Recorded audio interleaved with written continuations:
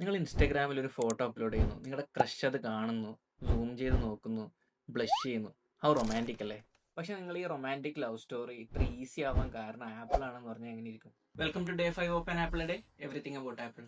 അപ്പോൾ ഞാൻ പറഞ്ഞു വരുന്നത് നമ്മുടെ ഫോണുകളിലൊക്കെ കണ്ടുവരുന്ന മൾട്ടി ടച്ച് എന്ന് പറയുന്ന ഫീച്ചറിനെ പറ്റിയിട്ടാണ്. മൾട്ടി ടച്ച് എന്ന് പറയുമ്പോൾ പൊതുവേ ജസ്റ്റേഴ്സ് ഒക്കെ യൂസ് ചെയ്യുക, അല്ലെങ്കിൽ അറ്റ് എ ടൈം സ്ക്രീനിൽ 2 ഫിംഗർ യൂസ് ചെയ്യുകയാണെങ്കിൽ ഈ മൾട്ടി ടച്ച് എന്ന് പറഞ്ഞ ഫീച്ചർ അത്യാവശ്യമാണ്. അപ്പോൾ ആദ്യ കാലങ്ങളിൽ ടച്ച് സ്ക്രീൻ ഫോണുകളിൽ സിംഗിൾ ടച്ച് മാത്രമേ ഉണ്ടായിരുന്നുള്ളൂ.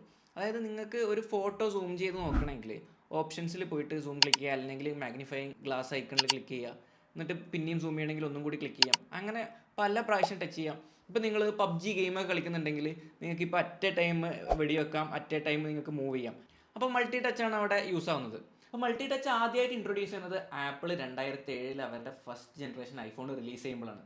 അതിന് മുന്നേ ഉണ്ടായിരുന്ന ഫോണുകളിലൊക്കെ ടച്ച് സ്ക്രീൻ ആണെങ്കിൽ പോലും അറ്റ് എ ടൈം ഒരു ഫിംഗർ മാത്രമേ രജിസ്റ്റർ ആവുള്ളൂ.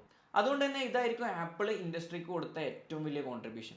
അപ്പോൾ 2007 ആപ്പിൾ ഈ ഫീച്ചർ ഇൻട്രൊഡ്യൂസ് ചെയ്തില്ലായിരുന്നെങ്കിൽ നിങ്ങളുടെ ക്രഷ് ഇപ്പോൾ ഒരുപാട് പ്രാവശ്യം സൂം ക്ലിക്ക് ചെയ്ത് മടുത്തേനെ. അതും അല്ലെങ്കിൽ നിങ്ങൾ പബ്ജി കളിക്കാൻ ബുദ്ധിമുട്ടേനെ. അപ്പോൾ ഈ വീഡിയോ നിങ്ങളുടെ ആപ്പിളിനെ പുച്ഛിക്കുന്ന ഫ്രണ്ട്സിന് അയച്ചു കൊടുത്തേക്ക്. ഇടയ്ക്ക് ആപ്പിൾ യൂസേഴ്സ് ഒന്ന് മെയിൻ ആവട്ടെന്നേ.